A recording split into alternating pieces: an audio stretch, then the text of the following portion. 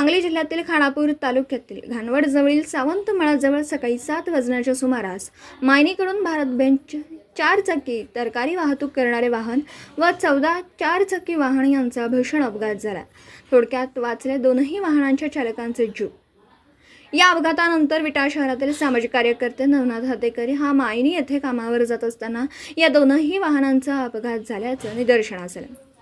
सदर आजूबाजूच्या नागरिकांबरोबर नवनाथ याने प्रथमतः अपघात झालेल्या वाहनांमध्ये कोणी जखमी झाले आहे का याची सर्वांनी मदत कार्य म्हणून पाहणी केली।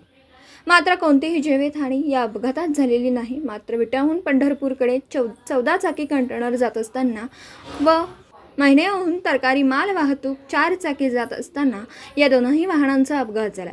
सदर या अपघातानंतर आजूबाजूच्या नागरिकांनी घटनास्थळी धाव घेतली आहे, तर काही काळ या रस्त्यावर वाहतूक ठप्प झाली होती। घटनास्थळी नागरिकांमधून मिळालेल्या माहितीनुसार कोणीही या अपघातात मृत्यू नसल्याचं सांगितलं। मात्र दोनही वाहनांचं नुकसान झाल्यास घटनास्थळी नागरिकांमधून माहिती मिळते। सदर या घटनेनंतर विटा पोलिसांना दूरध्वनीवरून नागरिकांनी माहिती दिल्याचं सांगितलं।